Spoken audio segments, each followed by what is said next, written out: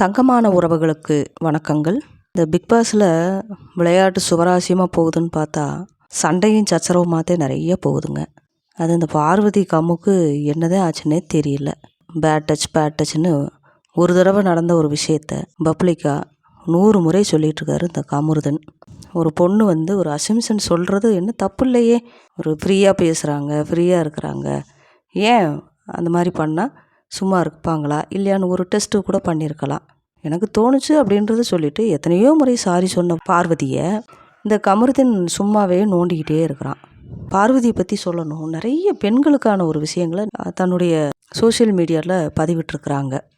ரிதன்யாவோட மரணத்தை பற்றி இப்படி நிறைய விஷயங்கள், பெண்களுக்கான ஒரு நல்ல விஷயங்களையெல்லாம் பதிவிட்டுருக்குறாங்கங்க.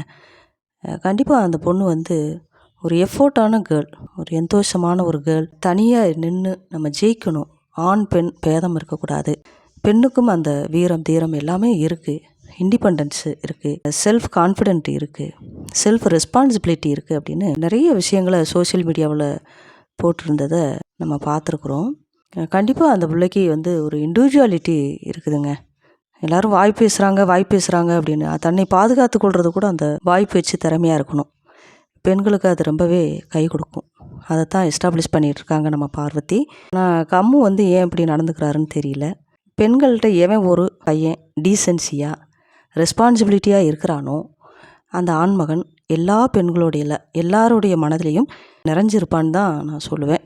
மதுரக்கார பொண்ணு, பெரிய இடத்து பொண்ணு, அது எல்லாத்தையும் விட்டுட்டு இவ்வளவு அடி வாங்கி அவமானப்பட்டுக்கிட்டு, குறிப்பாக பெண்கள் இப்படியெல்லாம் இருக்கணும், யாரையும் டிபெண்ட் பண்ணி இருக்கக்கூடாது, டிமாண்டிங்காக வாழக்கூடாது, தன்னிச்சையாக செயல்படணும், தனியாக இருந்து பழகணும், தைரியத்தை வளர்த்துக்கணும்னு நிறைய விஷயங்களை பார்வதி சொல்லியிருக்கிறாங்க. ஒரு விளையாட்டுன்னு வந்திருக்கோம், அதை ஜெயிக்கணும் அப்படின்ற ஒரு மோட்டிவேஷனோடு இருக்கிற பார்வை நான் பாராட்டுறேன். என்னோடு சேர்ந்து நீங்களும் பாராட்டணும்.